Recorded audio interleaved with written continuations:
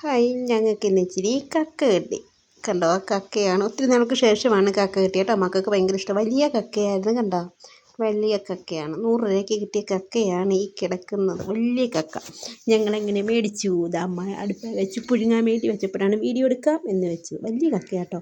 ഇത് പുഴുങ്ങിയൊക്കെ എടുത്തു. ഇതാണ്ട് വലിയ കക്കയാണ്ടോ. പൊളിച്ചെടുക്കാനൊക്കെ എളുപ്പമുണ്ടായിരുന്നു.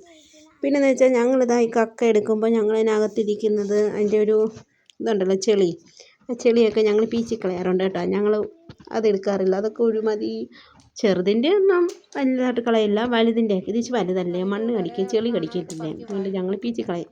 എന്നെ സഹായിക്കാൻ വേണ്ടിയുള്ളതാണ് ഇതാ എൻ്റെ മക്കൾ 2 പേരും. ഞങ്ങൾ 3 പേരും കൂടെ അവിടെ കക്ക പീച്ചിക്കൊണ്ടിരിക്കുകയാണ്.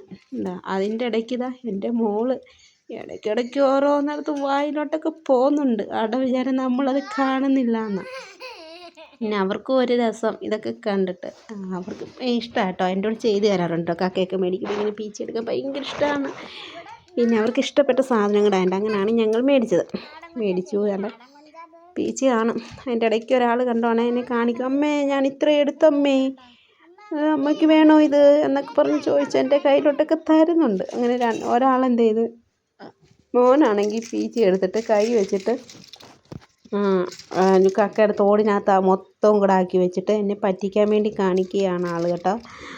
പറ്റിക്കുക. അതാകുമ്പോൾ അമ്മ ഇത് പൊളിക്കാൻ പറ്റുന്നില്ലമ്മേ എന്നും പറഞ്ഞ് എൻ്റെ കയ്യിൽ തരും.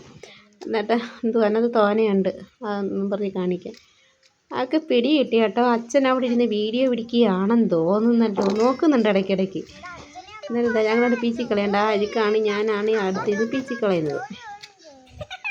നമുക്ക് ഇടയ്ക്കിടയ്ക്ക് ഓരോന്ന് വായിലിടുകയോ അവരൊരു സന്തോഷമേ. ആ കക്കയൊക്കെ കണ്ടപ്പോഴേ ആൾക്കൊരു സന്തോഷം. ഒത്തിരി നാൾക്ക് ശേഷം കേട്ടോ നമ്മളിവിടെ മേടിച്ചേ.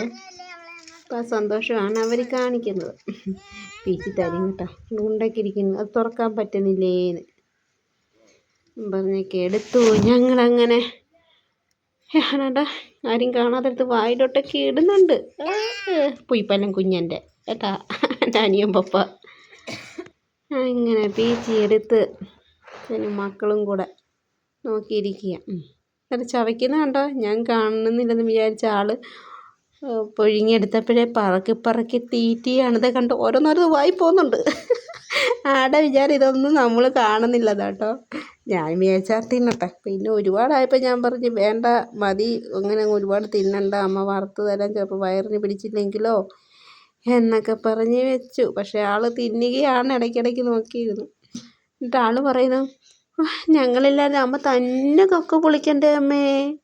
അവരില്ലെങ്കിൽ നമ്മൾ മേടിക്കും. അതേ കണ്ട ഓരോന്ന് പറക്കി തിന്നു.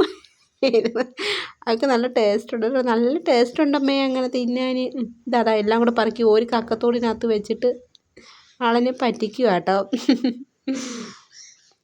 ഇങ്ങനെ കക്ക വറുക്കി തീരാറായി. പിന്നെ ഞാൻ വറുക്കാനുള്ള പരിപാടിയിലേക്ക് കടന്നതാണ്.